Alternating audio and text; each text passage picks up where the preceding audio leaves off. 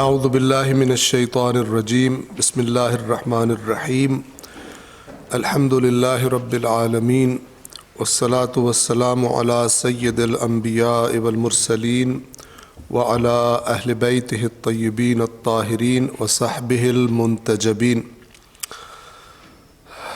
ایک ہفتے کے گیپ سے انشاءاللہ ہم دوبارہ شروع کر رہے ہیں اسی درس کو۔ آپ کو یاد ہوگا آخری جو درس ہوا تھا اس میں ہم نے قرآن کریم کے تیسرے جز میں سورۃ البقرہ کی آیت نمبر 263 تک تمام کیا تھا۔ آج انشاءاللہ سورۃ البقرہ کی آیت نمبر 264 اور اس سے اگلی چند آیات کی پہلے تلاوت کریں گے، اور اس کے بعد جس قدر ممکن ہوا ان آیات کا ترجمہ اور وضاحت آپ کی خدمت میں عرض کریں گے۔ صلوات پڑھیں محمد و آل محمد۔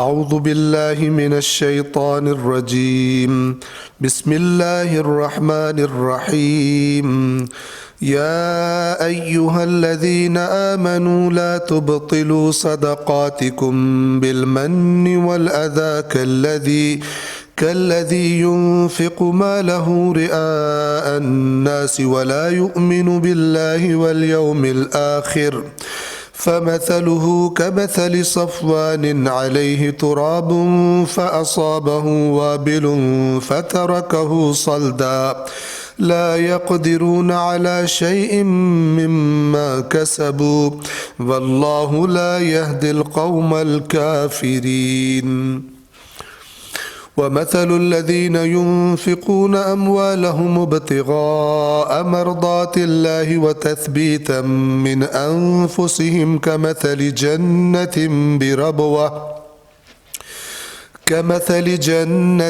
بربوة أصابها وابل فآتت أكلها ضعفين فإن لم يصبها وابل فطل والله بما تعملون بصير أيود أحدكم أن تكون له جنة من نخيل وأعناب تجري من تحتها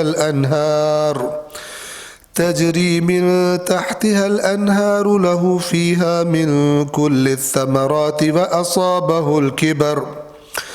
وأصابه الكبر وله ذرية ضعفاء فأصابها إعصار فيه نار فاحترقت كذلك يبين الله لكم الآيات لعلكم تتفكرون يا أيها الذين آمنوا أنفقوا من طيبات ما كسبتم ومما أخرجنا لكم من الأرض ولا تيمموا الخبيث منه تنفقون ولستم بآخذيه إلا أن تغمضوا فيه واعلموا أن الله غني حميد صدق اللہ العلی العظیم۔ صلوات پڑھیں محمد و آل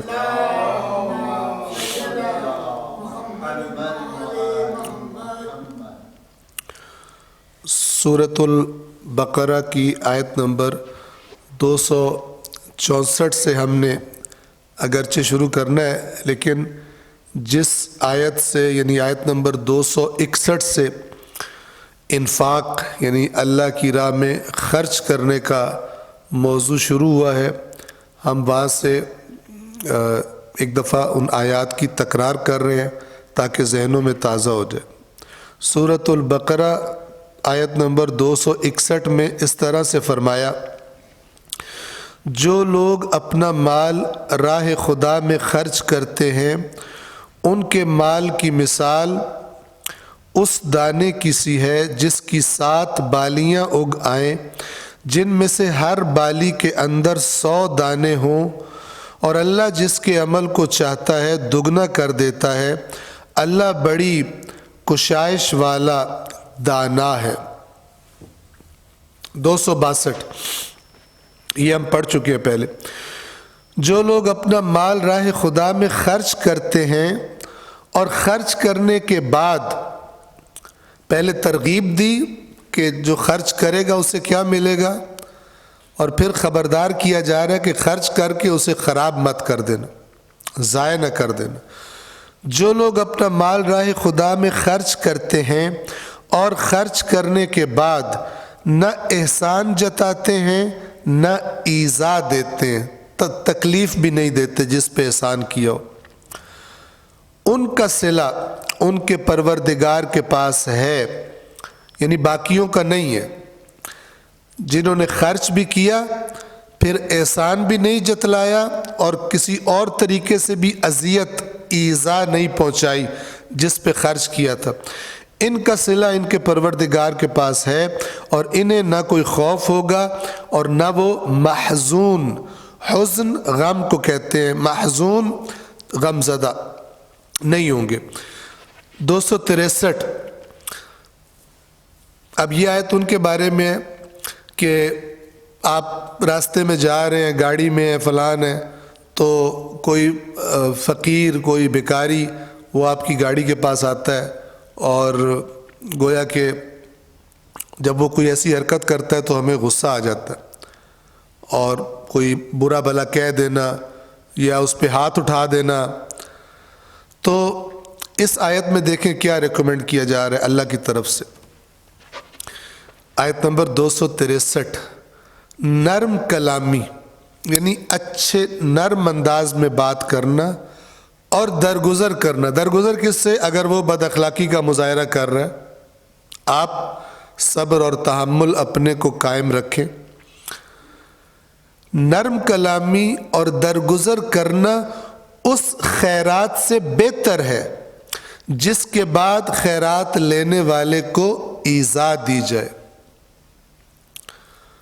یعنی آپ نے خیرات دے بھی دی، پھر کوئی سخت لفظ بھی بول دیا یا کوئی اور ایسے حرکت کر دی، تو اللہ تعالیٰ فرما رہے ہیں اگر تم نے اس طرح دینا ہے تو نہ دو۔ اس دینے سے بہتر یہ ہے کہ تم نرم الفاظ میں اس سے معذرت کر لو کہ میں نہیں دے سکتا، اور اگر وہ کوئی اصرار کرے جیسے آج کل کرتے ہیں تو تم کیا کرو؟ درگزر سے کام لو۔ قول معروف و مغفرت، مغفرت یعنی اس کو درگزر کرو اس کے رویے سے۔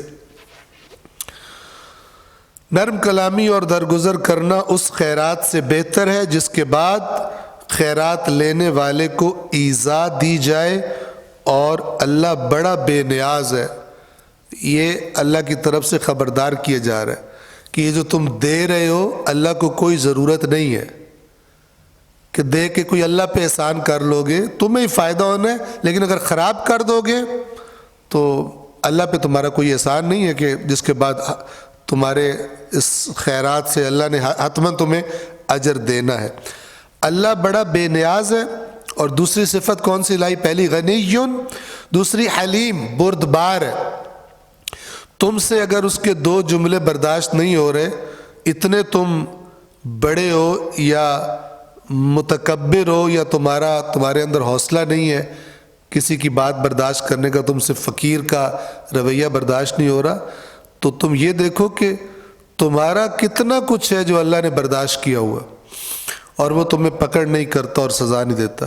یہ ہم بار بار کہتے ہیں کہ جب قرآن مجید کی آیت کے آخر میں جو صفات آتی ہیں اللہ کی، وہ اسی آیت کے اندر جو میسج اور پیغام ہوتا ہے اس کو کمپلیٹ کر رہی ہوتی۔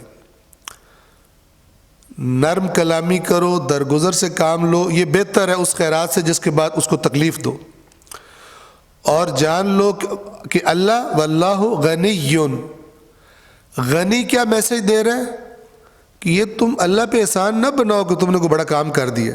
اللہ بے نیاز ہے، اس کو ضرورت نہیں ہے، اس کا فائدہ تمہیں ہی ہونا ہے اگر اس کو ویلڈ رہنے دیا تم نے، تو اپنی حرکت سے اپنے کیے پہ پانی نہ پھیر دیا تو اللہ بے نیاز ہے، یعنی اللہ کو کوئی ضرورت نہیں۔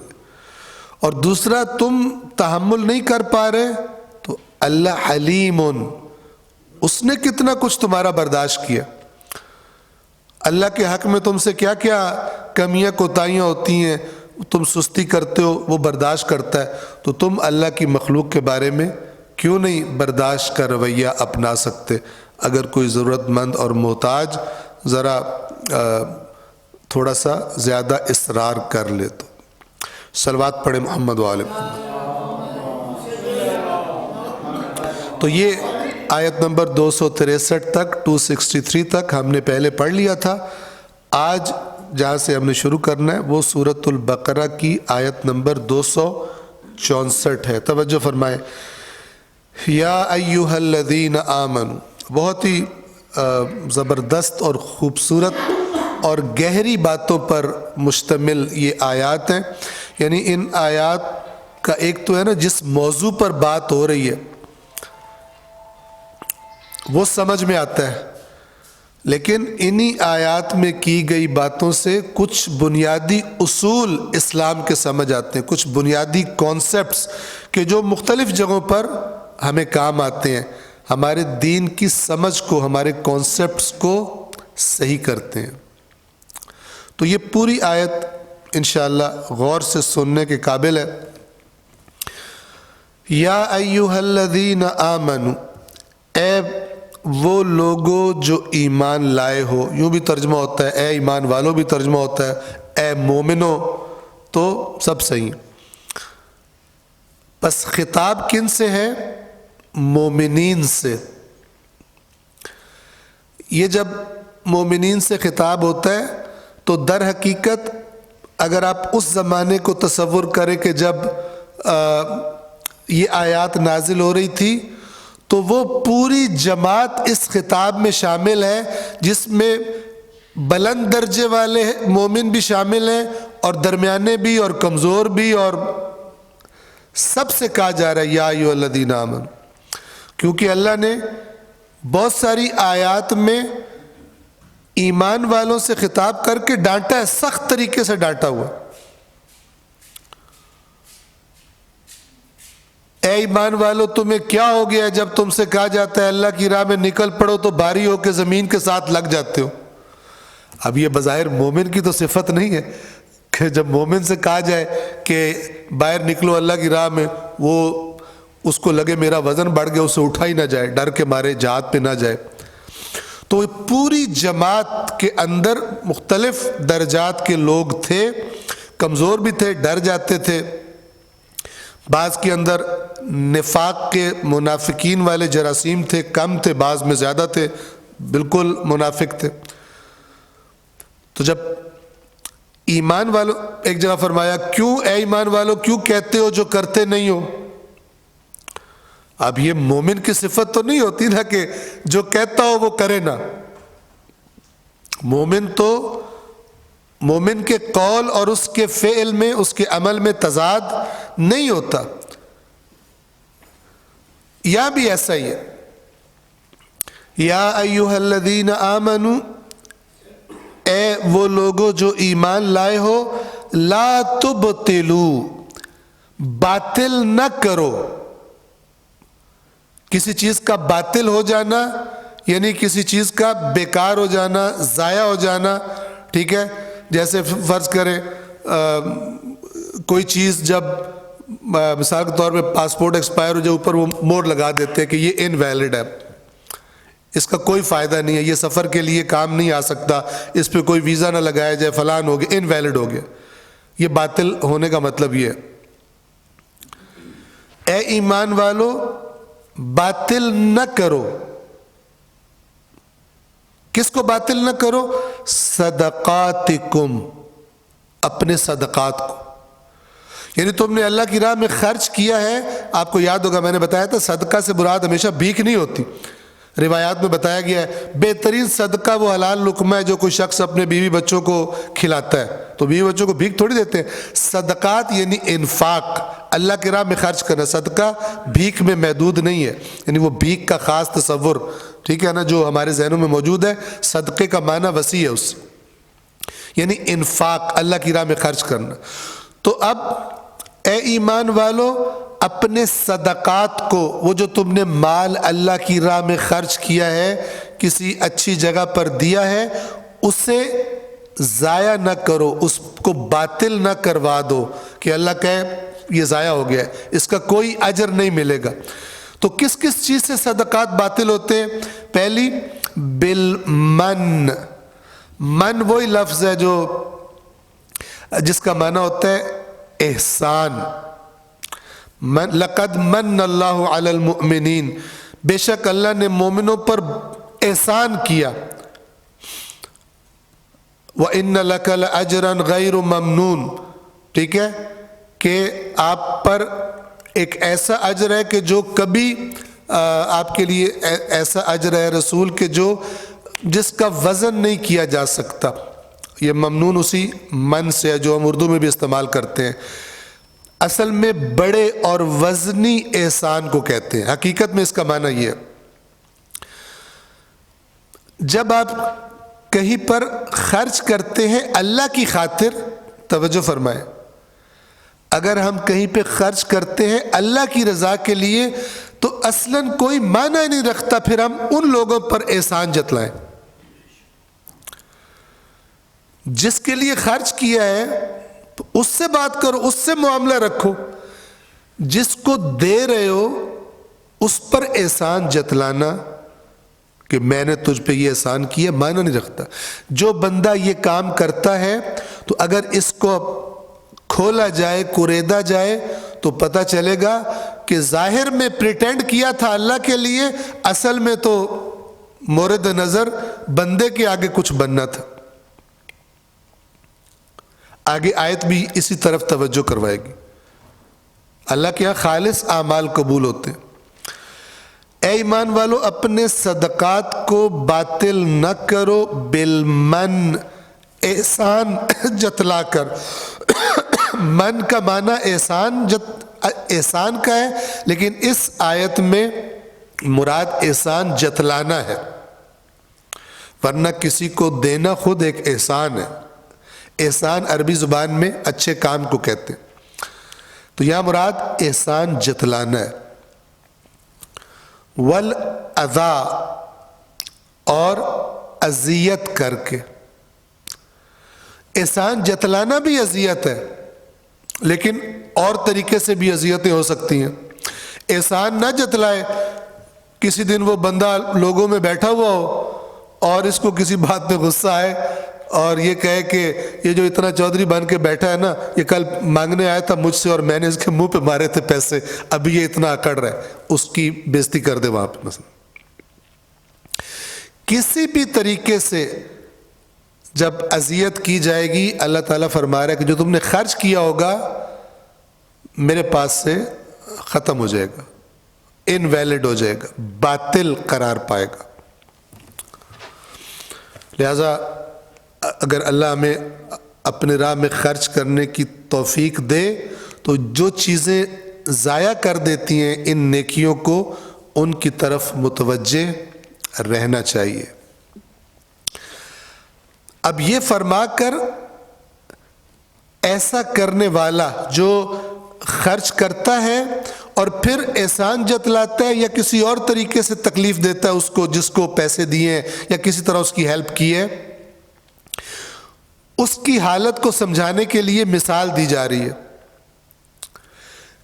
کالذی، اس شخص کی طرح، توجہ فرمائیے، اس شخص کی طرح کہ جو ینفقو، خرچ کرتا ہے، انفاق کرتا ہے، مالہ، اپنے مال کو، رعاء الناس، لوگوں کو دکھانے کے لیے. یعنی یہ جو خرچ کرنے کے بعد احسان جتلا رہا ہے، اس کے اندر سے اگر کریدو گے تو ریاکاری نکلے گی، اللہ کی خاطر خرچ کرنا نہیں نکلے گا. چونکہ اگر اللہ کی خاطر خرچ کرنا نکلا ہوتا تو پھر اس پر احسان کس بات سے جتلا رہا ہے. لیکن چونکہ لوگوں کو دکھایا تھا اس لیے اب اس کو تکلیف ہو رہی ہے کہ لوگوں نے مجھے صحیح رسپانس کیوں نہیں دیا، تو اب ان کو باتیں کر رہا، تنگ کر رہا، میں نے یہ کیا اور تم آگے سے یہ رسپانس دے رہے ہو، میں نے تیری مدد کی تھی، تو نے مجھے صحیح طرح سلام نہیں کیا، تو نے مجھے صحیح طرح میری رسپیکٹ نہیں کی، تو اٹھ کے کھڑا، مثال کے طور پر. تو اللہ تعالیٰ نے اس مثال کے ذریعے احسان جتلانے والوں اور اذیت کرنے والوں کی وہ اندر کی حقیقت سامنے رکھ دی ہے۔ اس شخص کی طرح جو خرچ کرتا ہے اپنے مال کو لوگوں کو دکھانے کے لیے، اور اس کے بعد بڑی خطرناک بات ہے، وَلَا يُؤْمِنُ بِاللَّهِ وَالْيَوْمِ الْآخِرِ، اور ایمان نہیں رکھتا اللہ پر اور قیامت پر۔ کیونکہ اگر ایمان ہوتا تو اس اجر پر ایمان ہوتا، قیامت کے دن جس اجر کا وعدہ کیا گیا ہے تو برداشت کرتا اور اذیت نہ کرتا، احسان نہ جتلاتا، اگر اس کو واقعاً آخرت کے اجر پر ایمان ہوتا تو۔ بہت گہری بات ہے اور بڑی خطرناک بات ہے۔ اصل میں ریاکار کے ایمان میں نقص ہوتا ہے، اصل میں ریاکار کے ایمان میں نقص ہوتا ہے۔ آپ تصور کریں ایک شخص مجھے کہے کہ اگر تم میری خاطر، صرف میری خاطر فلان کام کر دو، توجہ کیجئے، میری خاطر فلان کام کر دو تو میں تمہیں 1 کروڑ روپیہ دوں گا، ٹھیک ہے؟ تو 1 کروڑ بڑی رقم ہے۔ اب میں وہ کام کرنے لگوں تو ایک اور بندہ مثال کے طور پہ کہے کہ تھوڑا سا میرے لیے بھی کر دو، میں بھی 10 روپے دوں گا، تو جو اللہ نے اجر دینا ہے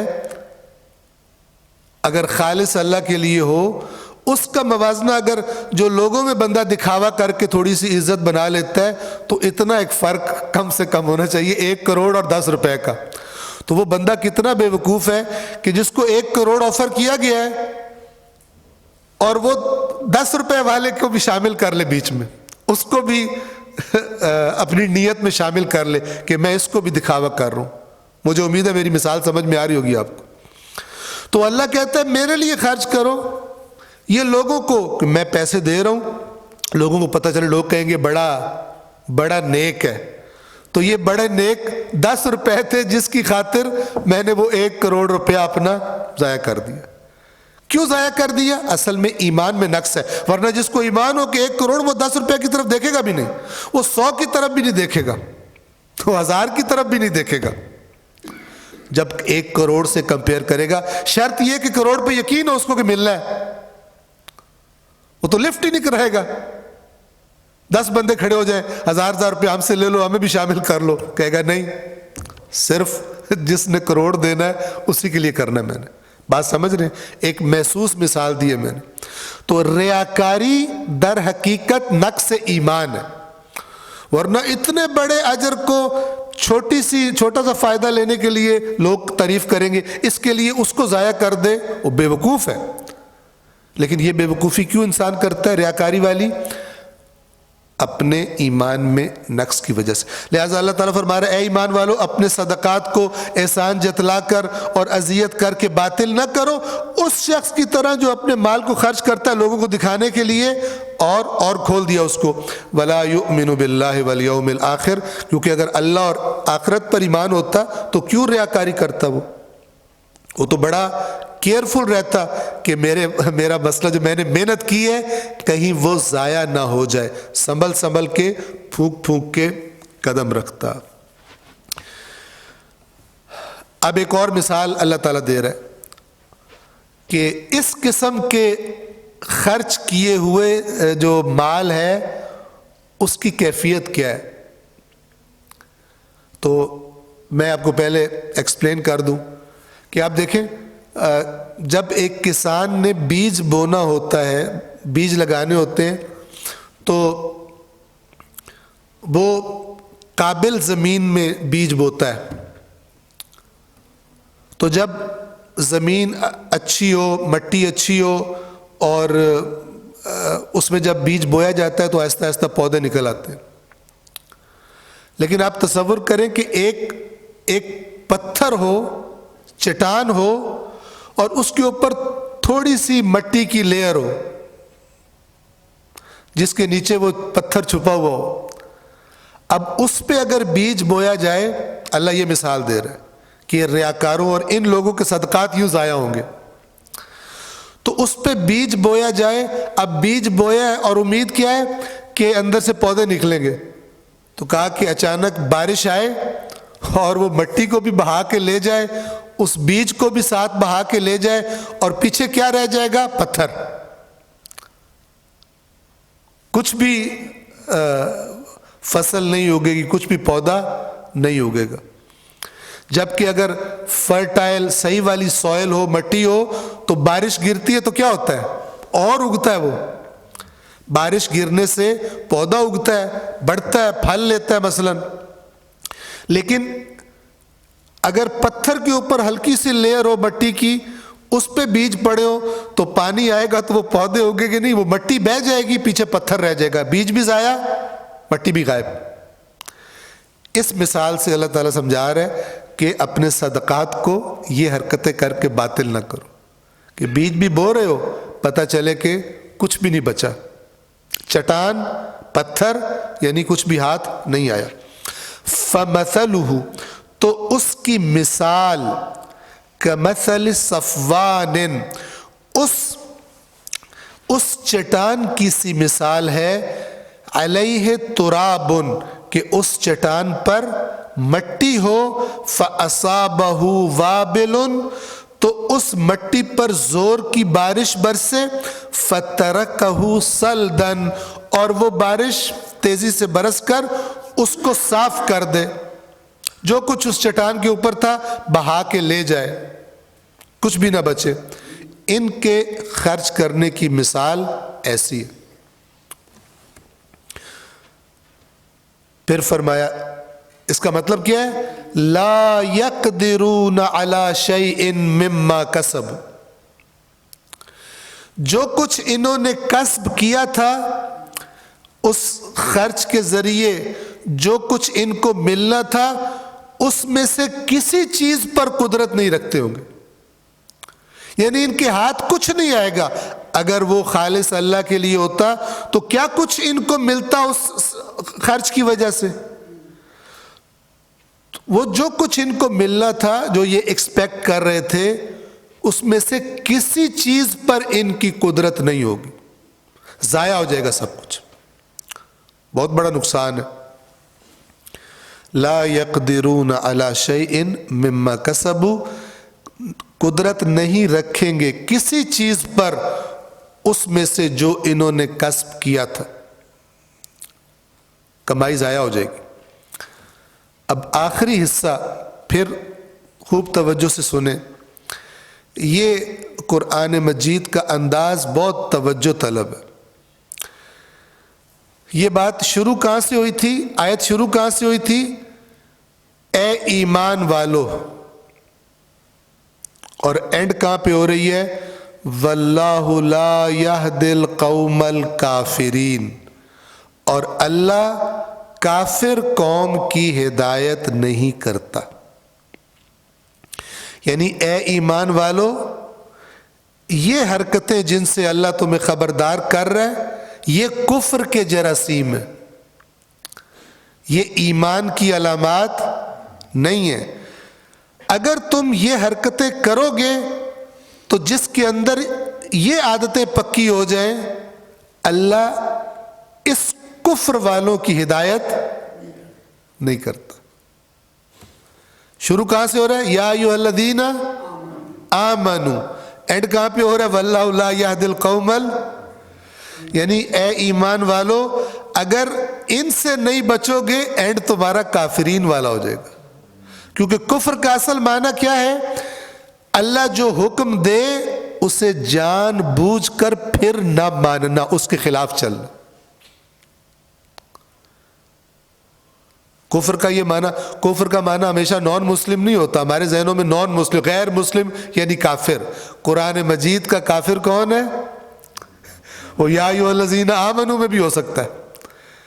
اے ایمان والو، یہ حرکتیں نہ کرنا کیونکہ یہ کفر کی نشانی ہے، اور اللہ کا گہری دوستی کام آئے گی، نہ شفاعت کام آئے گی. والکافرون هم الظالمون، اور کافر ہی ظالم ہے. تو کوئی بندہ کہے تو کافروں کی بات ہو رہی ہے، میرے سے تو بات ہی نہیں ہو رہی. نہ بھائی، یا ایھا الذین آمنوا سے بات ہو رہی ہے. اور ان سے کہا جا رہا ہے کہ اگر تم جو اللہ نے رزق دیا اس میں سے خرچ کرنا خدا کی راہ میں تمہاری صفت نہیں ہے، تو پھر اس خرچ کے حکم کا کو جان بوجھ کے نہ ماننے والے وہی ظالم ہیں. والکافرون هم الظالمون. پس جس آیت میں کفر کا لفظ آئے، کافرون، کافرین، کفروا، یکفرون، تکفرون، پہلے اسی آیت میں دیکھا جائے کہ وہ کون سا حکم ہے جس کی خلاف ورزی کو کفر قرار دیا جا رہا ہے. یہ فارمولہ یاد رکھیں آپ. نہ کہ جہاں پہ کفر آئے بندہ سانس لے کے سکھ کا کہے اوئے ہوئے میں ایسے ڈر رہا تھا، یہ تو کافروں کی بات ہو رہی تھی. کافروں کی بات نہیں ہو رہی تھی، جان بوجھ کر نہ ماننے والوں کی بات.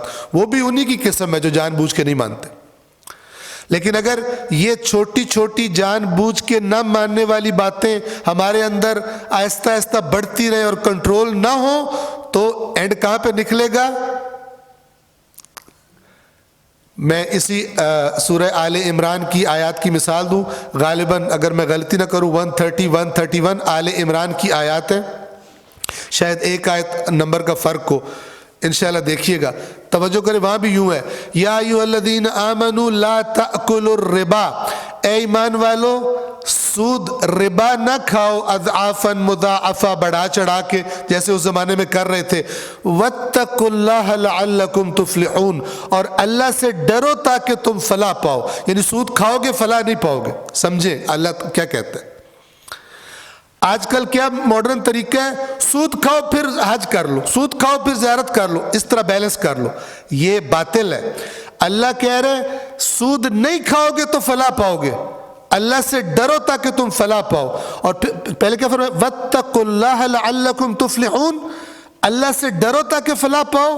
اب دیکھیں واتقوا، اگلی آیت میں واتقوا النار التی، اور اس آگ سے بچو کہ جو آگ اعدت للکافرین، جس کو تیار کیا گیا ہے کافروں کے لیے.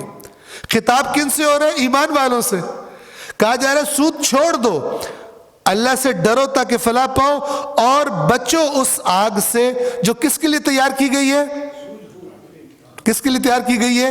للکافرین. یعنی اللہ نے منع کر دیا سود کھانے سے، پھر سود کھا رہے ہو، اس آگ کی طرف جا رہے ہو جو آگ میں نے کس کے لیے تیار کی ہے؟ مومنین کے لیے تیار نہیں کی، کافروں کے لیے تیار کی ہے. یعنی یہ سود خوری تمہارے اندر سے ایمان کو دیمک کی طرح چاٹ جائے گی. ظاہر میں بنے پھرو مومن، ظاہری طور پہ بعض چیزیں بھی کرتے رہو، لیکن یہ اندر سے تمہارے ایمان کو چاٹ جائے گی. بندے تمہیں مومن سمجھتے رہیں، اللہ کے ہاں تم مومن باقی. اس انداز میں قرآن مجید کی آیات کو ہمیں پڑھنا چاہیے، گہرائی سے غور کر کے کہ اللہ کی باتوں اور مثالوں کے آپس میں کیا لنک. میں آیت نمبر 264 کے ترجمے کی تکرار کر رہا ہوں. اے ایمان والو، ان سب باتوں میں لنک ہے، ربط ہے آپس میں. اے ایمان والو اپنی خیرات کو، انہوں نے آپ توجہ فرمائیں، خیرات خیر کی جمع ہے، نیک بھلائیاں. ہم اردو میں ویسے خیرات کہتے ہیں، بھیک کو ہی کہتے ہیں. اب باہر فقیر آیا اس کو خیرات دے دو. خیرات یعنی نیکیاں بھلائیاں، خیر سے. اے ایمان والو اپنی خیرات کو، قرآن کا لفظ کیا ہے؟ صدقات، صدقاتکم، اپنی خیرات کو احسان جتا کر اور ایذا دے کر اس شخص کی طرح برباد نہ کرو. یعنی تمہاری حالت بھی اس شخص کی طرح ہو جائے گی. اس شخص کی طرح برباد نہ کرو جو اپنا مال صرف لوگوں کو دکھانے کے لیے خرچ کرتا ہے اور وہ اللہ اور روز آخرت پر ایمان نہیں رکھتا. دونوں کو اللہ نے ایک جیسا کر دیا. تمہاری حالت بھی اسی کی طرح ہے جو ریاکار ہے اور اللہ اور قیامت پر ایمان نہیں رکھتا. اگر تم جتا رہے ہو، احسان جتا رہے ہو، تکلیفیں دے رہے ہو، تمہارے اندر بھی وہی جراثیم، وہی رگیں پائی جاتی ہیں.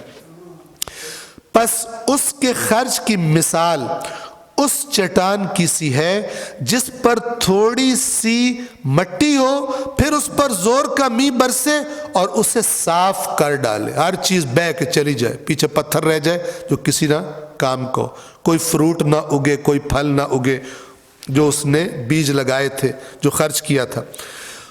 پھر اس پر زور کا میںہ برسے اور اسے صاف کر ڈالے. اس طرح یہ لوگ اپنے اعمال سے کچھ بھی اجر حاصل نہیں کر سکیں گے اور اللہ کافروں کی رہنمائی نہیں کرتا. ٹھیک ہے؟ تو اس آیات کے جملوں کا، اس کی باتوں کا اگر وہ آپ ڈاٹس کو آپس میں ملائیں گے تو ایک بڑی پیور تصویر آپ کے سامنے آ جائے گی کہ انسان جو عمل کر رہا ہوتا ہے اصل میں اس کے اندر کا جو ایمان کا درجہ ہوتا ہے وہی اس کے عمل میں منعکس ہوتا ہے، وہی اس کی نیت میں، وہی اس کے ارادے میں منعکس ہو رہا ہوتا ہے. جتنا ایمان زیادہ ہے اتنا عمل خالص اللہ کے لیے ہوگا، ورنہ ساتھ وہ کروڑ والے کو بھول کر 10-15 روپے والوں کو بھی بندہ شامل کرتا ہے کہ 10-15 روپے ان سے بھی مل جائے، یہ بھی کہ بڑا نیک آدمی ہے. صلوات پڑھے محمد و آل محمد. 265. اب جب ان کی مثال دی کہ جن کے صدقات باطل ہو جاتے ہیں، ضائع ہو جاتے ہیں، تو اب گویا کہ ضروری تھا کہ دوسری سائیڈ جن کے انفاق کو اللہ قبول فرماتا ہے ان کی کیفیت بھی بیان کی جائے کہ وہ ان کے انفاق کیسے ہوتے، ان کا خرچ کرنا کیسا ہوتا. تو آیت نمبر 265 میں فرمایا وَمَثَلُ الَّذِينَ، اور ان لوگوں کی مثال، کن کی مثال؟ يُنفِقُونَ أَمْوَالَهُمْ، جو خرچ کرتے ہیں، انفاق کرتے ہیں اپنے اموال کو. اموال مال کی جمع ہے. کس لیے خرچ کرتے ہیں؟ ابتغاء مرضات اللہ، اللہ کی مرضیوں کو چاہتے ہوئے. وہ جس کو دے رہے ہیں وہ مورد نظر نہیں ہوتا. مورد نظر کیا ہوتا ہے؟ اللہ کو راضی کرنا. دل میں یہ تڑپ ہوتی ہے. اب دیکھیں لنک کی نہیں ہے، اگر ساری تڑپ یہ ہے کہ خدا کو راضی کرنا ہے تو اس پر پھر احسان کیوں جتلایا جائے؟ تو یہ اللہ فرما رہا ہے. اور ان لوگوں کی مثال جو اپنے اموال کو خرچ کرتے ہیں ابتغاء شدت سے کسی چیز کو چاہنا. ٹھیک ہے؟ جیسے ہے نا وَابْتَغُوا إِلَيْهِ الْوَسِيلَةَ، آیت وسیلہ میں یہ وَابْتَغُوا وہاں پہ فعل امر ہے، ابتغاء مصدر ہے، معنی وہی ہے شدت سے چاہنا، چاہتے ہوئے، طلب کرتے ہوئے. کس چیز کو؟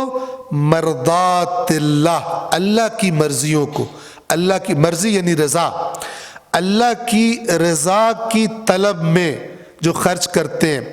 اور ایک اور چیز بتائی وَتَثْبِيتًا مِّنْ أَنفُسِهِمْ، اور اپنے نفسوں کو اور زیادہ ثابت کرنے کے لیے، پکا کرنے کے لیے. آپ اردو میں بولتے ہیں ثابت قدم. ثابت قدم کا مطلب کیا ہوتا ہے؟ جس کے قدم جمے ہوں، پکے جمے ہوں، نہ اکھڑے، میدان چھوڑ کے نہ بھاگے، اس کے قدم نہ اکھڑے، ڈٹا رہے.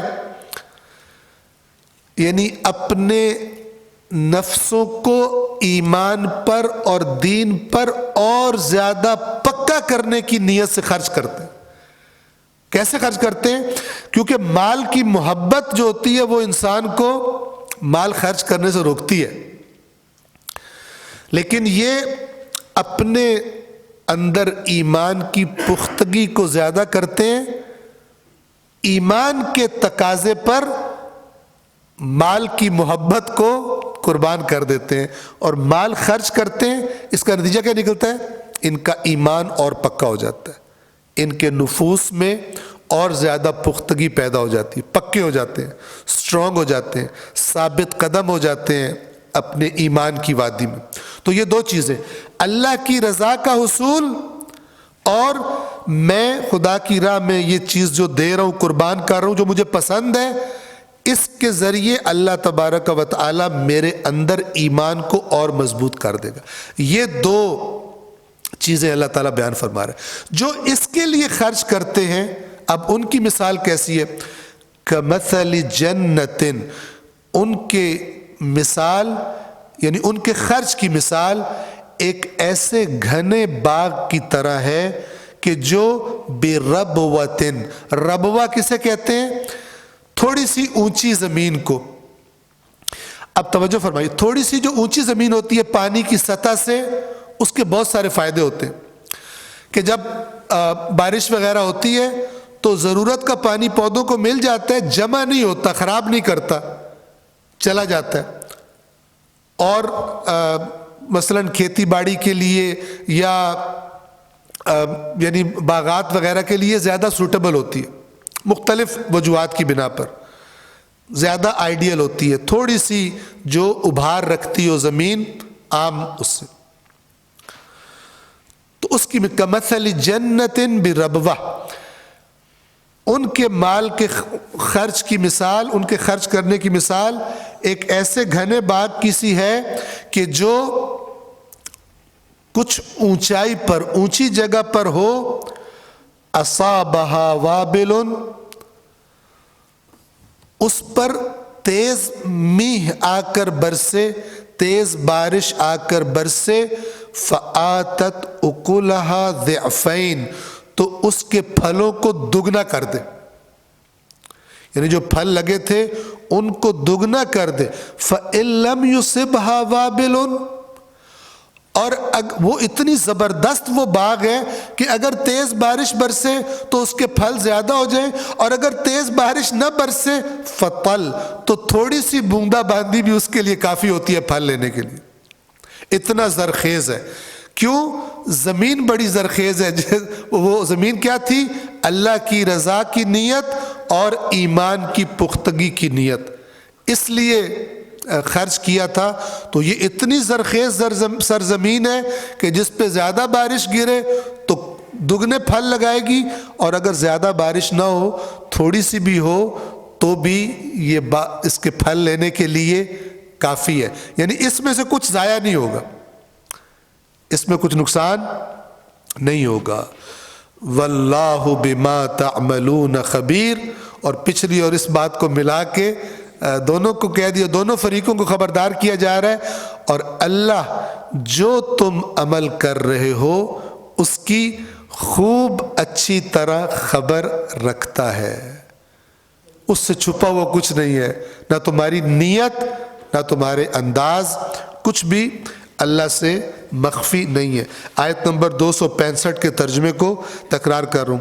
اور جو لوگ اپنا مال اللہ کی خوشنودی کی خاطر اور ثبات نفس سے، ثبات نفس سے یعنی ثبات نفس کے لیے خرچ کرتے ہیں، ان کی مثال اس باغ کی سی ہے جو اونچی جگہ پر واقع ہو، جس پر زور کا میہ برسے تو دگنا پھل دے، اور اگر تیز بارش نہ ہو تو ہلکی پھوار بھی کافی ہو جائے، وہ پھل اٹھا لے گا، اور اللہ تمہارے اعمال کو خوب دیکھنے والا ہے۔ صلوات پڑھے محمد و آل محمد۔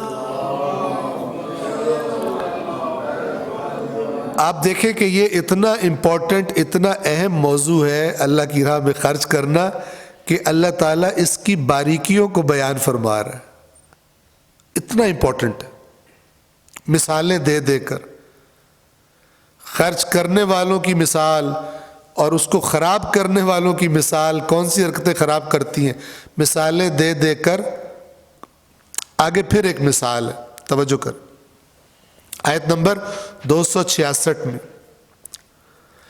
اَيَوَدُّ أَحَدُكُمْ، کیا تم میں سے کوئی بھی یہ چاہتا ہے؟ کہنا کیا چاہ رہے ہیں؟ تم میں سے کوئی بھی نہیں چاہے گا، جو مثال دی جا رہی ہے کوئی بھی تم میں سے نہیں چاہے گا کہ اس کے ساتھ ایسا ہو جائے۔ تو اگر نہیں چاہو گے نا تو پھر اپنے صدقات کو بھی دھیان سے استعمال کرو، یعنی دھیان سے خرچ کرو۔ تمہاری مثال وہ نہ ہو جو اب اس آیت میں دی جا رہی ہے کہ جب اس نے کام آنا تھا اس وقت وہ تباہ و برباد ہو جائے۔ محنت تم نے کی، سب کچھ کرتے رہے، اب جب اس کے پھل کھانے کا ٹائم آیا، ضرورت بھی بڑی شدید تھی، اب تم دیکھو کہ وہ تباہ و برباد ہو گیا۔ اس طرح اپنے صدقات کے ساتھ نہ کرنا، اپنی محنت کو، اپنے خرچ کو اس طرح ضائع نہ کرنا۔ اَيَوَدُّ أَحَدُكُمْ، کیا تم میں سے کوئی بھی یہ چاہتا ہے، کیا چاہتا ہے، أَن تَكُونَ لَهُ جَنَّةٌ، کہ اس کا ایک گھنا باغ ہو، کس چیز کا، من نخیل، کھجوروں کا، وَأَعْنَابٍ، اور انگوروں کا، تجری من تحتها الانہار، جس کے نیچے نہریں جاری ہوں۔ یہ نیچے نہریں جاری ہوں، جو واٹر لیول ہوتا ہے اسی لیے اونچی زمین کو ربوہ کہتے ہیں، نیچے نہری جاری ہوں اور وہ ان کے ساتھ ساتھ جناب باغ ہو جہاں سے وہ نہروں کا پانی استفادہ کراتا ہو اور وہ باغ خوب گھنا ہو۔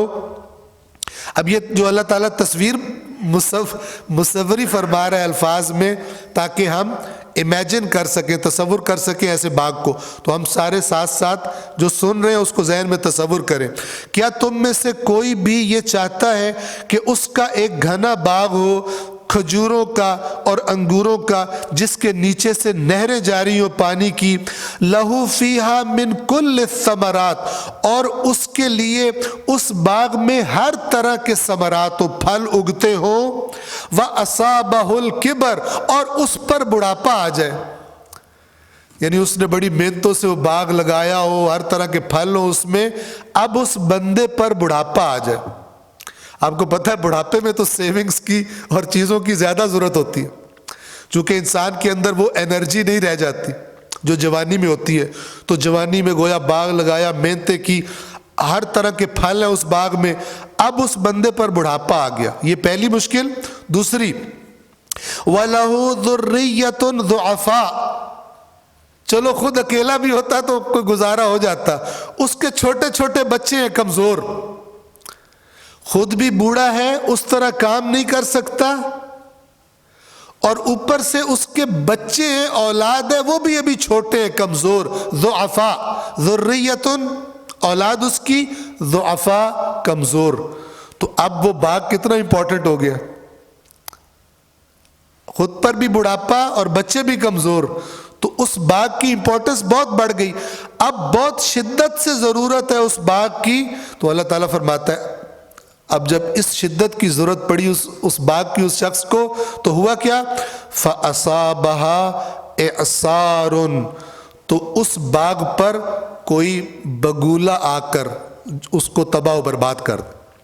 ایک ایسا بگولا آئے کہ جس کے اندر آگ ہو، فیہ نارٌ، اس بگولے میں وہ آگ کا بگولا ہو۔ یہ آگ بگولا سنا ہوا ہے نا آپ نے، یہ آگ بگولا یہی ہوتا ہے، آگ کا بگولا ہو، اور فاحترقت، اور وہ سارا کا سارا باغ جل کے راکھ ہو جائے، ختم ہو جائے۔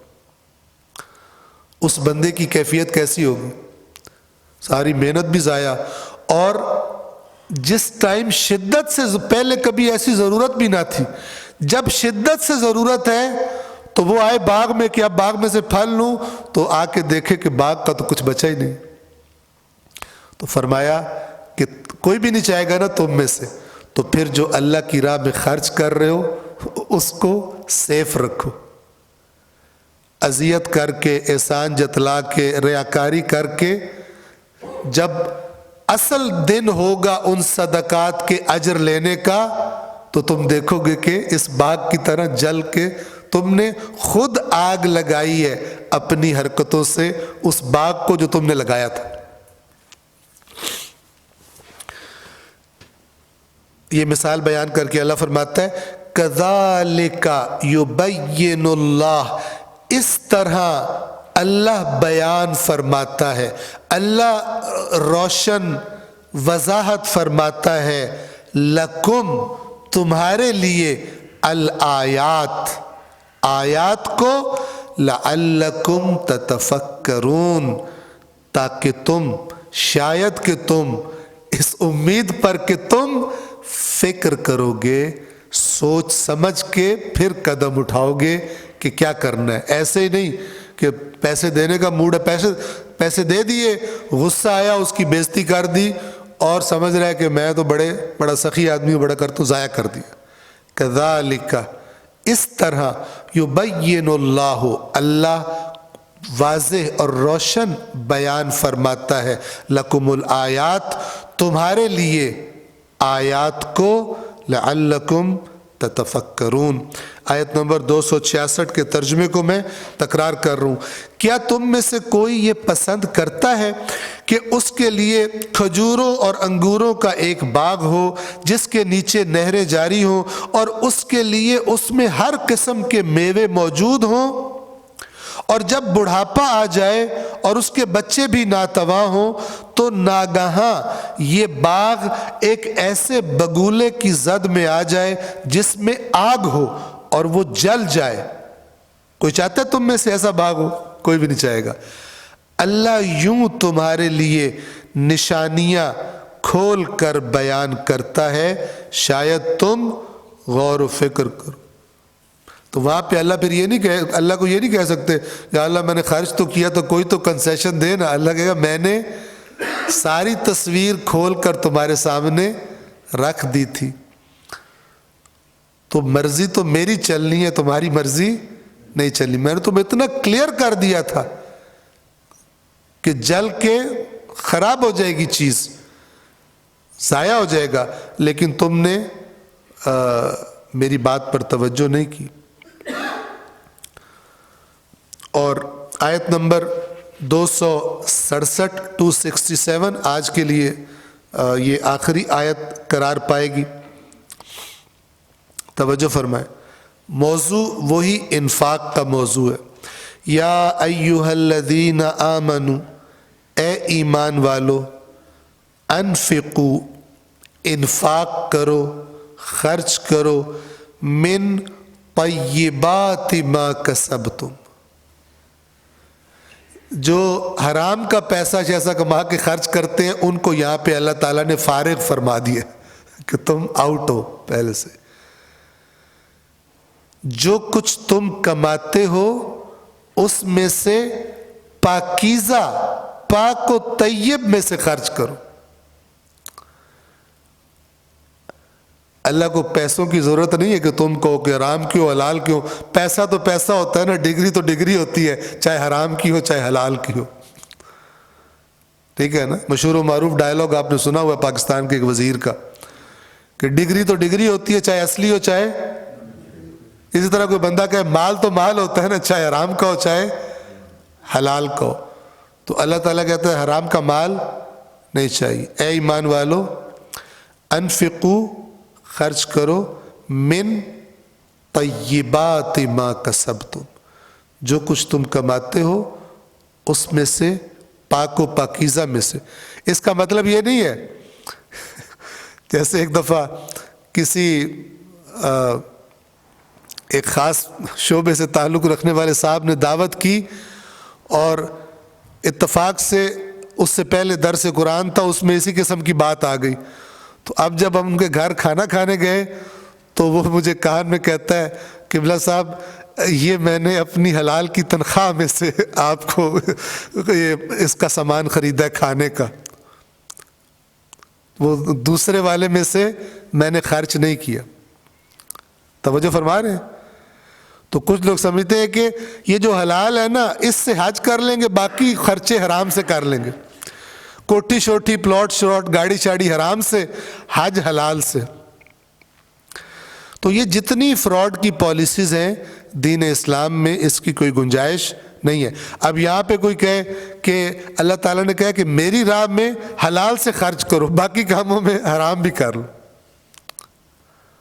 آپ یاد رکھیں، آپ نے جو بھی خرچ کرنا ہے یا اللہ کے حکم کے مطابق ہے یا اللہ کے حکم کے خلاف ہے.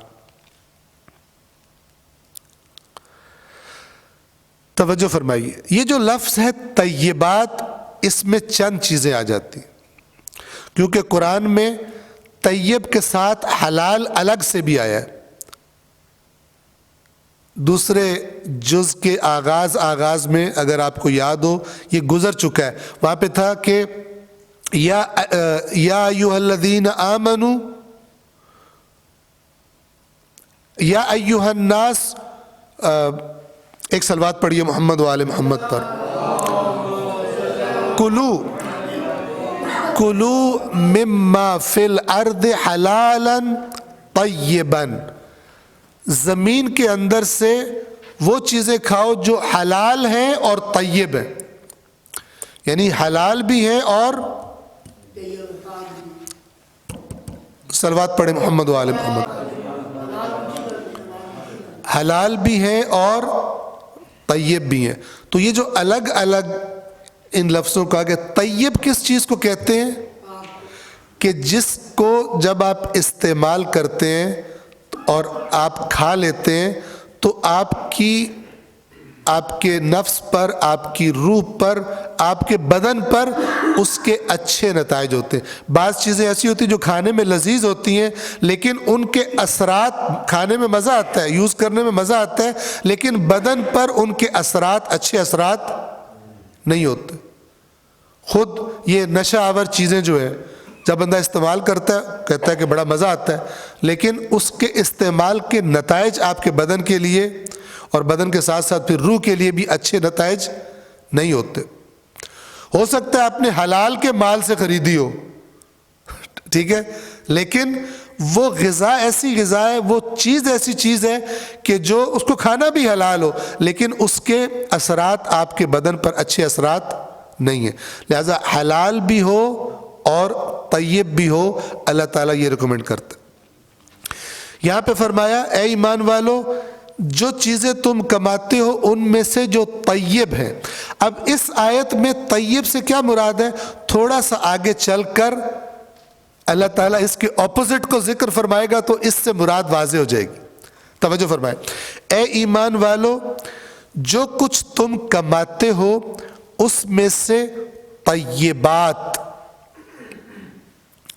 اس کو ذہن میں رکھے لفظ کو، آگے اس کا معنی واضح ہو جائے گا۔ طیبات میں سے، اپنی کمائی کے طیبات میں سے خرچ کرو، وَمِمَّا أَخْرَجْنَا لَكُم مِّنَ الْأَرْضِ، اور اس میں سے بھی خرچ کرو جو ہم نے تمہارے لیے زمین سے نکالا ہے، اگایا ہے۔ ایک ہے انسان تجارت کرتا ہے، جاب کرتا ہے، کمائی کرتا ہے، خریدتا ہے چیزوں کو، کپڑا خریدتا ہے، جوتی خریدتا ہے وغیرہ وغیرہ، اور ایک وہ چیزیں ہیں کہ جو زمین سے اگتی ہیں، فصلیں ہوتی ہیں، باغات ہوتے ہیں۔ ان دو چیزوں کا ذکر کیا، خرچ کرو۔ اب طیبات کا معنی واضح ہو جائے گا، وَلَا تَيَمَّمُوا الْخَبِيثَ مِنْهُ، اور جب اللہ کی راہ میں خرچ کرنے لگو تم دیکھنے لگو کون سا مال اللہ کے راستے میں دے دوں، تو پھر جو ردی مال ہے، جو سب سٹینڈرڈ چیز ہے، اسے خرچ کرنے کا ارادہ نہ کرو۔ کس کا ارادہ کرو؟ اچھے سٹینڈرڈ والے مال کا، اچھی کوالٹی والی چیزوں کو اللہ کی راہ میں خرچ کرو۔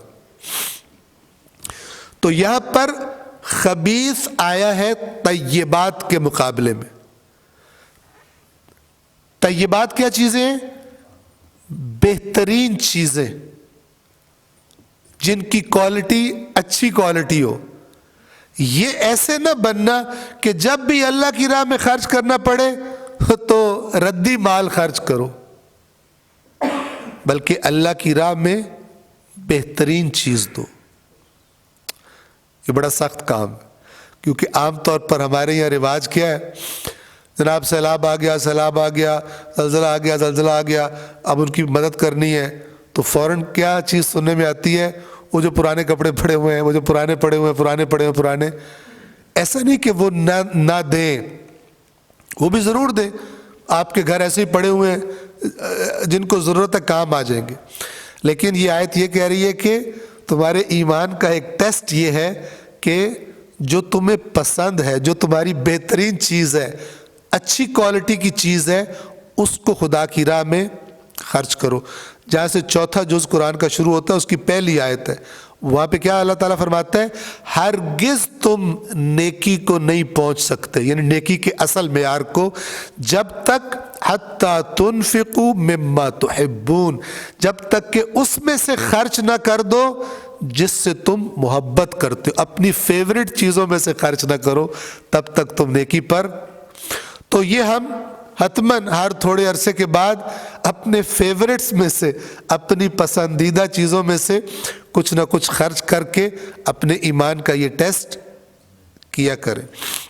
ولا تیمموا الخبیث، اور اللہ کی راہ میں خرچ کرنے کے لیے اپنے مال میں سے خبیث یعنی سب سٹینڈرڈ، لو کوالٹی، گھٹیا اس کا ارادہ نہ کرو، منہ تنفقون جس میں سے تم خرچ کرتے ہو، انفاق کرتے ہو، ولستم بآخذیہ الا ان تغمضوا فیہ، اور تم خود اگر تمہیں وہی مال کوئی دے تمہیں لینا پڑے تو اس وقت تک نہیں لوگے جب تک کوئی رعایت نہ برت دو، صرف نظر نہ کر لو اس کے سب سٹینڈرڈ ہونے سے، یعنی اس کو دل سے قبول، خوش ہو کے قبول نہیں کرو گے اور کہو گے کہ چلو یار ہے تو 2 نمبر مال لیکن میں 2 نمبر سے صرف نظر کرتا ہوں اور میں یہ مال لے لیتا ہوں۔ صرف نظر کیے بغیر، اس کی گھٹیا کوالٹی سے صرف نظر کیے بغیر اس مال کو تم خود کبھی قبول نہیں کرو گے تو اس کو اللہ کی راہ میں بھی خرچ نہ کیا کرو۔ وَاعْلَمُوا أَنَّ اللَّهَ غَنِيٌّ حَمِيدٌ، اور جان لو کہ اللہ کو کوئی ضرورت نہیں ہے۔ تو جب تم یہ ابھی جب میں تفسیر نمونہ پڑھ رہا تھا اس کو یہاں پر آنے سے پہلے تو انہوں نے ایک مثال دی ہوئی تھی کہ جب کسی بندے نے کسی بڑے کو، اپنے لفظوں میں کہہ رہا ہوں، کسی بادشاہ کو، کسی بڑے افسر کو کوئی چیز پیش کرنی ہو تو اس کے لیول کے مطابق چیز دیتا ہے۔ توجہ فرما رہے ہیں؟ مثلاً آپ کو کوئی کام ہے کسی افسر سے، آپ نے اسے کوئی گفٹ کرنا ہے تو کیا کریں گے؟ استعمال شدہ چیز لے جائیں گے، پرانا استعمال شدہ کوئی سوٹ جا کے دیں گے اس کو اور لے گا ہی نہیں مثلاً۔ تو وہاں پہ انہوں نے یہ مثال دے کے فرمایا کہ جب اللہ سے قریب ہونا چاہتے ہو تو کم از کم مال تو ایسا بہترین دو کہ لگے کہ بھائی بڑا اچھا، بڑی خواہش سے، بڑی چاہت سے شایان شان گفٹ لے کر آیا۔ اب تمہاری طاقت کے مطابق، ورنہ اللہ کے شایان شان تو انسان کیا کر سکتا ہے، لیکن جو تمہارے بس میں اپنے مطابق تو بہترین دو، تو اللہ بھی کہے گا بھائی بندے نے اپنے پسند کی چیز جو اس سے ہو سکتا تھا اس میں کمی نہیں کی۔ یہ آیت یہ کہنا چاہ رہی ہے کہ خدا کا بھی قرب حاصل کرنا ہے تو سب سٹینڈرڈ مال سے ہی فقط نہ کیا کرو، اللہ کی جب بھی باری آئے سب سٹینڈرڈ یہ نہ کرو، کیونکہ اللہ وَاعْلَمُوا اور جان لو ان اللہ غنی، یہ کہ اللہ بے نیاز ہے، حمید لائق حمد و ستائش ہے، یعنی وہ تمام خوبیوں والا ہے، تمام تعریفیں اسی کی ہیں۔ تو پھر اس کے بارے میں جب خرچ کرنے کا موقع آئے تو پھر ناقص چیز جو کہ جس کے نقص اور عیب تو دکھائی دے رہے ہیں وہ قابل تعریف نہیں ہے تو وہ اس لائق کے ستائش کی بارگاہ میں پیش مثلا نہ کرو۔ آیت نمبر 268 کے ترجمے کو تکرار کر رہا ہوں۔ اے ایمان والو، جو مال تم کماتے ہو اور جو کچھ ہم نے تمہارے لیے زمین سے نکالا ہے اس میں سے عمدہ حصہ، طیبات کا ترجمہ کیا کیا ہے؟ عمدہ حصہ خرچ کرو، بریکٹس میں لکھا ہے رائے خدا میں، خرچ کرو اور اس میں سے ردی چیز دینے کا قصد ہی نہ کرو، اور اگر کوئی وہی تمہیں دے تو تم خود اسے لینا گوارا نہ کرو گے مگر یہ کہ چشم پوشی کر جاؤ، آنکھ بند کر لو، آنکھ بند کر کے لے لو، ورنہ وہ تم خود نہیں لوگے تو وہ والا مال جب بھی اللہ کی باری آئے خرچ کرنے کی اللہ کی راہ میں اس مال کا قصد نہ کیا کرو، اور جان رکھو کہ اللہ بڑا بے نیاز اور لائق ستائش ہے۔ سورۃ البقرہ کی آیت نمبر 267 پر ہم آج کے درس کو تمام کر رہے ہیں، انشاءاللہ اگلے سیٹرڈے کو بھی یہ درس ہوگا، اسی امید ہے 6:45 سے 7:45 تک یا چند منٹ آگے پیچھے ہو جاتے ہیں۔ تو پروردگار عالم سے دعا ہے کہ اے پروردگار درود و سلام بھیج اور رحمت نازل فرما محمد و آل محمد علیہ الصلاۃ والسلام پر، اور ہم سب کو قرآن کریم اور محمد و آل محمد کے فرامین کو پڑھنے کی، سمجھنے کی اور ان پر عمل کرنے کی توفیق اور شوق اور رغبت اور سنجیدگی عطا فرما۔ اللہم صلی علی محمد و آل محمد۔